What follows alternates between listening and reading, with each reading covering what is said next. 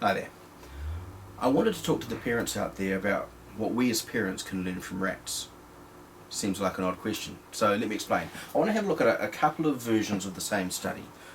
So in the first version, here's what happens. You take a rat, you put it in an empty cage, and then you bring into the cage two different water bottles. One water bottle has pure water in it, and the other is laced with either heroin or cocaine. Now, results are probably predictable. As you might imagine, the rats have a tendency to prefer the drug-laden water bottle over the pure water, to the point where in a fairly short space of time they've overdosed on the drug and have in fact died. So this seemed to confirm a lot of our conceptions about addiction, how it works, the dangers of chemical addiction, etc., etc. But a number of years after that initial study was done, there was another scientist that had a look at it and thought, well, I'm not sure this is telling us the full story yet. So he ran a slightly different experiment. So in a cage, the same two water bottles, one pure water, one drugs laced. But this time he says to himself, I'm not sure an empty cage is really the natural environment to test this in. So he creates something called Rat Park. Now, as you might guess from the name, Rat Park is full of interesting things to do. There's wheels to play on, there's balls to knock around, and most importantly, there's a whole bunch of other rats there to engage with. So the rats have playmates, they have potential partners, mating partners, all those sorts of things.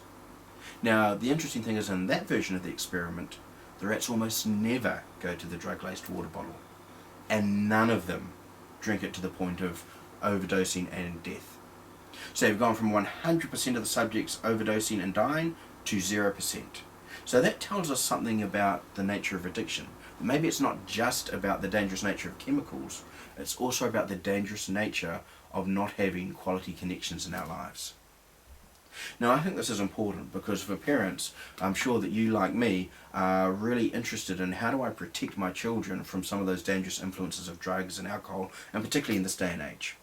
So maybe that's not just about giving them the next lecture on the evils of the modern society and watching them roll their eyes again. I'm sure we've all had that experience. Maybe we can help them mostly by helping them develop those quality connections.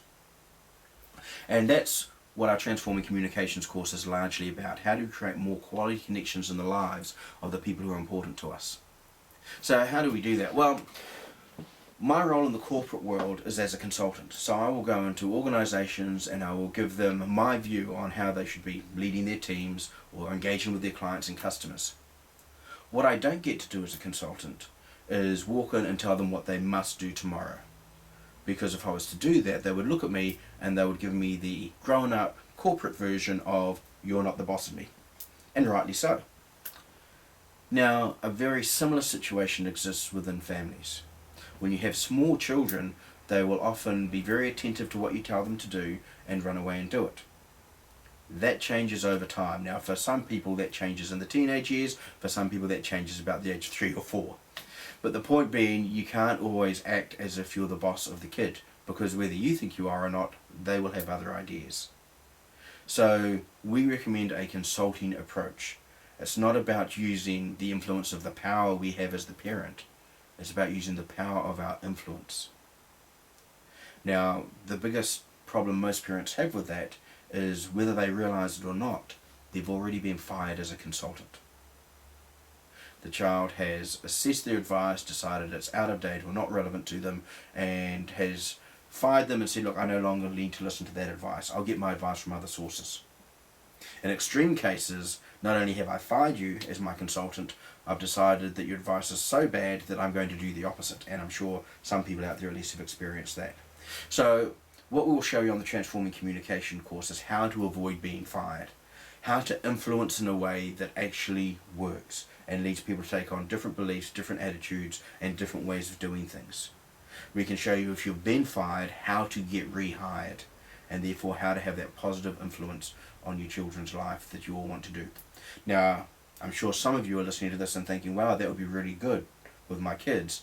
I wonder if I could do it with my partner. I wonder if I could do it with my parents. I wonder if I could do it with my difficult co-worker or boss or team member. And the answer is, of course you can. The approaches we teach will work across contexts. So listen, if that sounds interesting, have a look for some more information. You can see some more information up there, or if you're ready to go ahead and book, feel free just to click the link down here. We've got a course coming up very soon. I'll be really pleased to see you there.